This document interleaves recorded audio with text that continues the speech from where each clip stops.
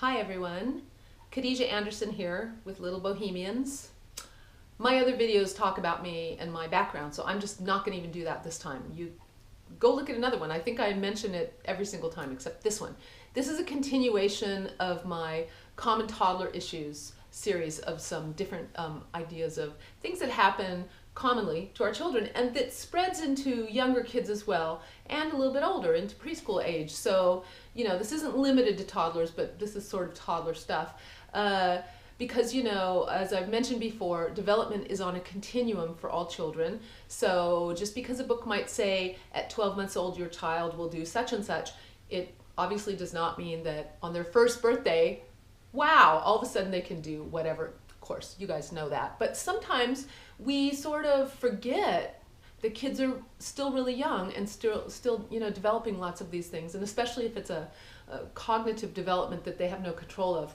Okay, you know, so these are just some reminders about some of those things, and you might not even know about this. So I have a little story because this kind of illustrates the outcome of what I'm going to talk about today, which is conflict versus no conflict, and sharing versus taking turns. So sharing versus taking turns, and conflict, no conflict, this all fits together. I had a parent the other day, we were talking in the morning, she brought her child in, and the kids are really, really into these little motorcycles I have for them. They're big wheels, basically. The kids call them motorcycles. I don't know. One of them came in and started calling them motorcycles, so that's what we refer to them as.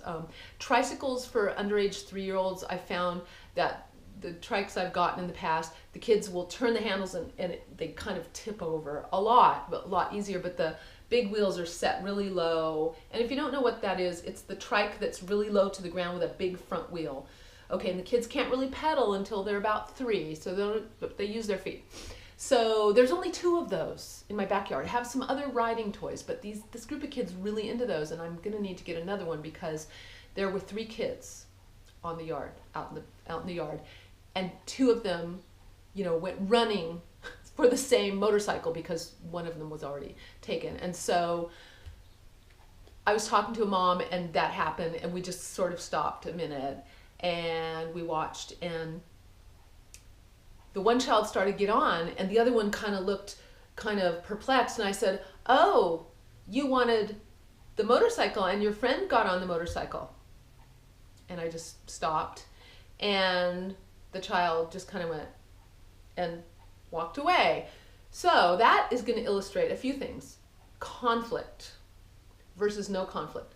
Luckily, that parent is pretty chill and didn't, you know, react with, "Oh no, that child's taking the motorcycle away from my child." No. We just kind of waited a minute and I did what's called sports casting, which is just repeating what is happening.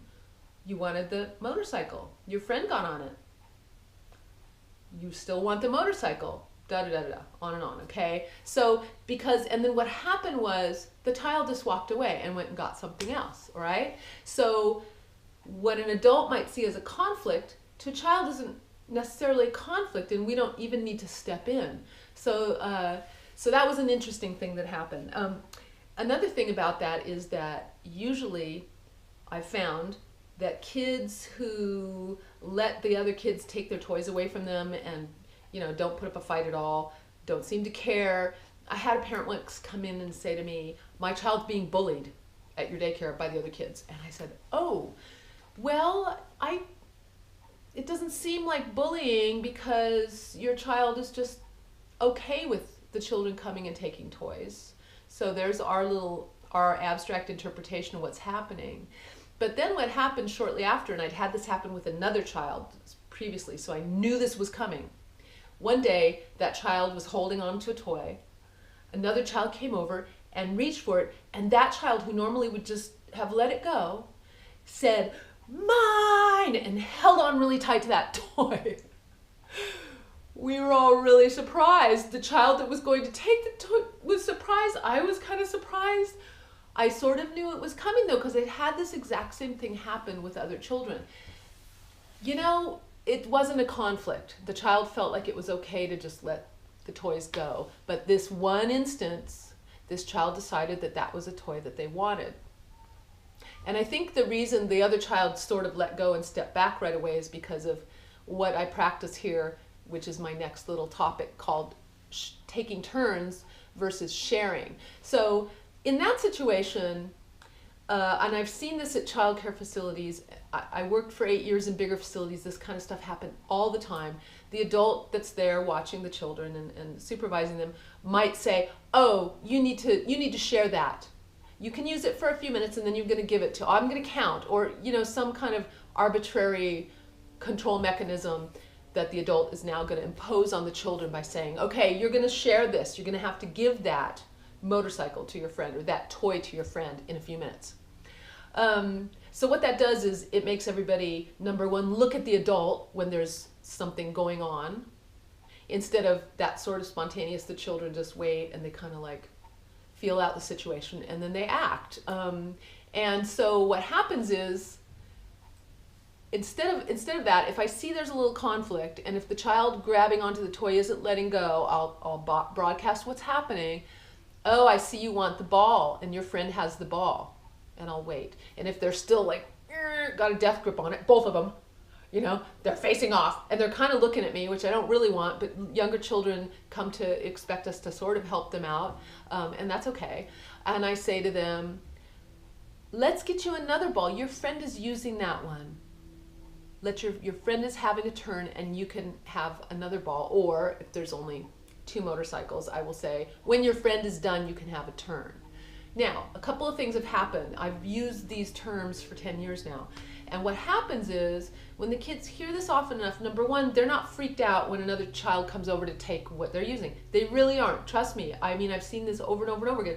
They're like, and they don't even look to me for support. They're just kind of like, "Dude, I'm using this, okay?" And they just sort of ignore the other child's attempts.